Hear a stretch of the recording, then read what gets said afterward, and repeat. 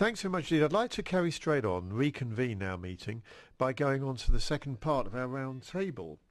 We have some new participants, some new people, some new names and personalities for you. Donc je vais poser ma première question. So here we go. I'm going to carry on. My first question is this. This morning we followed and we listened to all the initiatives which are being launched and pursued and built on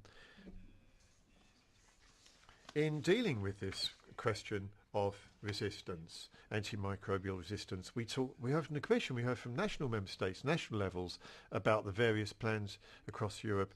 How about this? Coordination, cooperation, in practical levels, out there in the real life world. How do we overcome problems? Where are they? Where are the difficulties? And how and where can we move forward? Who'd like to speak first on those questions?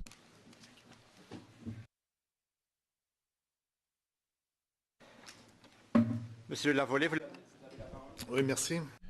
Monsieur Lavolée, well, thank you.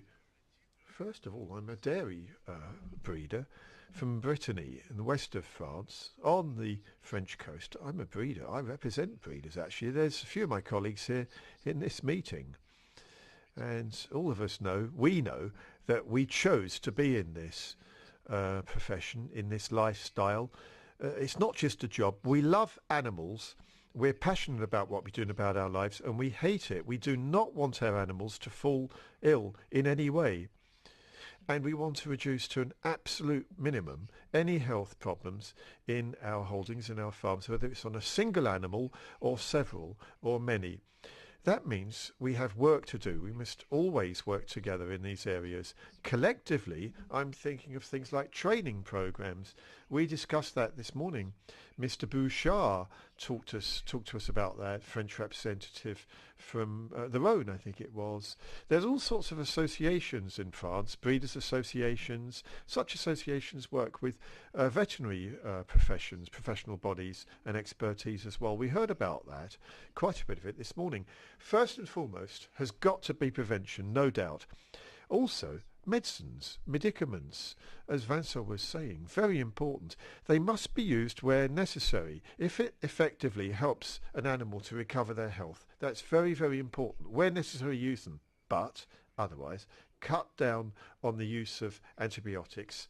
And that means these policies that we're talking about have to be more and more effective. Then, as we discussed this morning with the SC organisation, surveillance is very, very important. Monitoring, in other words.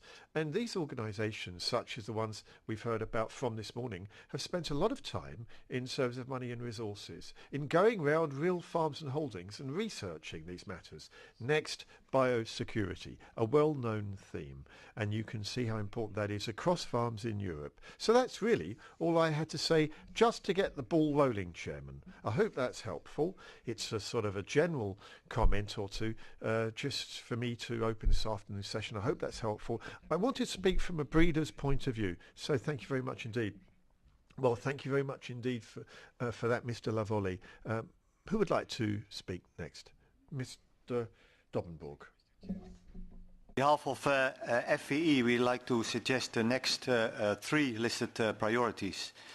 First, as FVE, we like to continue to provide input to the Commission's proposal for a regulation of veterinary medicines in the EU. The FVE would like to have a robust legal framework that ensures responsible use of medicines, and through that ensures animal health and welfare as well as public health in the European Union. A legal framework that, first, ensures the availability of veterinary medicines for all species in all countries of the European Union. Two, strengthens the veterinary prescription, and as we have discussed earlier today, for FVE this means that this veterinary prescription is issued by a veterinarian. Three, to ensure that medicines, including antibiotics, will be available in future to treat the animals when needed. Second, prevention is better than cure. FVE promotes the animal health visits and considers the recently adopted animal health regulation a very important step forward. We will continue to encourage a strong relationship between the vet and the farmer. We need them both to tackle this problem. And as also, this will be possible in secondary legislation as we expect. Third, FEE strongly advocates responsible use of medicine and supports transparency in use. You can see this in our presentations from this morning today. And we will continue to support monitoring of the use of antibiotics, as is done in ESVAC, for example. And also FEE has taken a number of initiatives in the last years. We have developed several guidance leaflets to support veterinarians in their daily practice and raise awareness of the general public and the animal owners. FEE is also a founding member of JP Ruma. FEE has established a strong collaboration with CPME, the European doctors, in the concept of One Health. We participate in several research projects as advisors. And last but not least, FEE will continue to take more spearheading initiatives in the future to ensure that antimicrobials remain efficient now and in the future. Thank you. Merci beaucoup pour... Thanks. Thank you for those words. Who would like to speak next?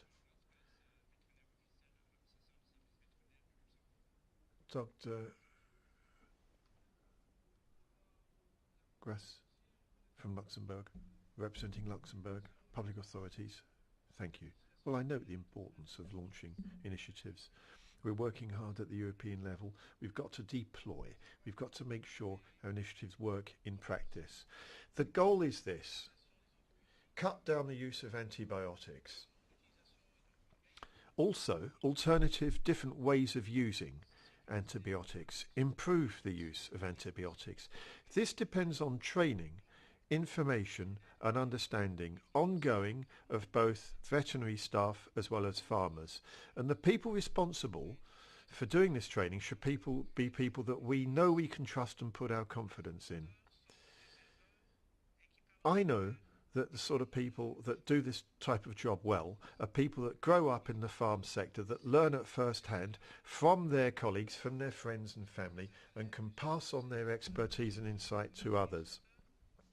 We have to link up discussions between farmers, what happens in real life out there, and legislators and people in administrations and policy units. That's how we have to work together. One thing we should do, I believe, is set up a regional cross-border plan. And we know that Europe pursues these types of initiatives and has always believed in that. Very good. The legislative European impulse, the European thought trigger is important because it gives a broad approach to all of us and helps us work together. Data available is very important. Harmonised monitoring on resistance across Europe is important. This will provide us with an overall understanding of what's going on, and that's really part and parcel of what ends up on the end of consumers, ordinary European public citizens, what ends up on their plate at the end of the day. Better knowledge of what products we're using, what antibiotics we're using, and why. Increasingly, cross-border flows are important in products, in medicines, that type of thing, and that's why we need to improve our communication, our exchange of best practice information. Breeders, farmers and veterinary staff must be supported wherever possible. We've got guidelines, we've got the classifications of antibiotics according to first line, second line, specific, less specific and other uses as they're classified. We have to learn though from real life practice at farms. We think that antibiotics should be analysed on an ongoing, predictable and systematic basis. But this analysis will only work if it's rapid and if it's also based on best practice and therefore reliable. There are situations where you have to use so-called cascade medicines for the want of anything better. When that happens and when situations become less familiar, you need to contact experts and people from industry about the cascade. As far as researchers are concerned, we've got to understand old antibiotics, well-established antibiotics, to update the summary documents we have for them. We have to target them better because sometimes acquired antibiotics, information for them is a little bit out of date, and we have to be aware of that to update our understanding. Resources have to be made available and implemented. We must facilitate breeders' efforts in optimizing their practices on a daily basis. Fill in the gaps, correct errors, promote security to combat infections and promote prevention, promoting research as well, dealing with the major problems and thematic areas. Finally, consumers must be made more aware or must be aided in developing their awareness. Better practice, better understanding of the nature of foodstuffs, of the foodstuff sector, what it means to produce food, where it comes from, is very important. That necessarily invokes the question of the use of medicines and antibiotics and whether or not they're used correctly, and indeed whether or not they should be used to an infinite extent right into the future. Thank you. Thanks so much indeed. Any more questions or comments? Please go ahead. Monsieur Ostenbach, vous avez la parole. Mr. Ostenbach, please go ahead, sir. With a mic. Thank you. That's great. Thank you. Well, I represent here EPRUMA. We are the European platform for the responsible use of medicines in animals. We are a multi-stakeholder platform. Several of them are here in this audience to ensure best practice through responsible use of medicines in the prevention and control of animal diseases. We pursue this goal by facilitating and promoting a coordinated and integrated approach, and we involve a wide range of stakeholders, and that membership includes 10 different organizations representing these sectors, as well as 4 national multi-stakeholder initiatives. We have been active for already 10 years, and next November the 10th we will celebrate our 10th anniversary during a reception hosted by Julie Gerling, MEP, and I would like to use this opportunity to invite you all to that event. More information you can find at epruma.eu. For the future, we will continue to work according to the following 2 principles. Veterinary medicines, which includes antibiotics, need to be used responsibly to maintain their efficacy. All animal health stakeholders are committed to responsible use. Secondly, antibiotics should be used as little as possible, as much as necessary. Therefore, EPRUMA advocates transparency on the use of antibiotics, including a holistic approach to disease prevention and control through concepts such as biosecurity, good housing, ventilation, hygiene, appropriate nutrition, monitoring of health, welfare, animal health planning, and vaccination.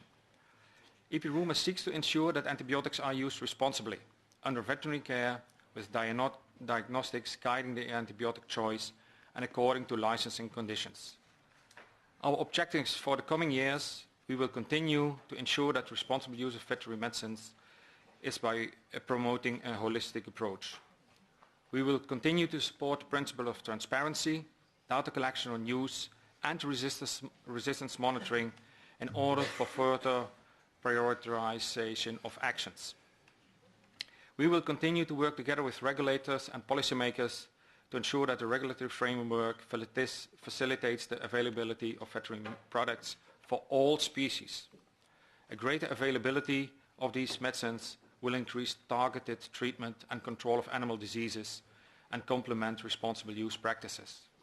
And we will work together with regulators and policymakers to ensure that research into effective alternatives for antibiotics and on diagnostic tools is encouraged. In terms of concrete actions, we will continue to promote coordination and exchange of information with the national initiatives. We have 4 associated partners: AMCRA from Belgium, the Authority for Veterinary Medicines in the Netherlands, RUMA in UK, and Vet Responsable in Spain, and that to promote a common approach to responsible use and actively support such initiatives in other member states. We will keep monitoring and promoting EU-wide schemes to raise awareness of the responsible use of veterinary medicines, including antibiotics, within the scope of the Common Agricultural Policy, the Animal Health Law, Horizon 2020, and the like. And we will continue to promote responsible use concept of EPRUMA to EU institutions and other stakeholders. In summary, here are our 2 priorities. As said, we continue to work together to ensure a responsible use of veterinary medicines, including antibiotics, by promoting a holistic approach. And we will continue to communicate with and engage all parties involved at EU and national level. Secondly, we will continue to support the principle of transparency, data collection on use and resistance monitoring to further prioritize actions and maximize their impact on the leading parameter, which should be antimicrobial resistance levels. Thank you for your attention. Merci beaucoup pour ce message très clair de l'EPRUMA. Thank you very much indeed. Well, that was clear, if nothing else. Thank you very much indeed for speaking there on behalf of EPRUMA. Thank you. The next speaker, please. Go ahead. From the Commission side, as we saw today, a lot has been done under the current action plan, and many actions are still ongoing. For the future steps, there are two main reports which will need to be taken into account by the Commission when deciding on future action. One is the progress report on the implementation of the action plan, which was published in March this year, and it took into account also the main drivers, limitations, opportunities for future action.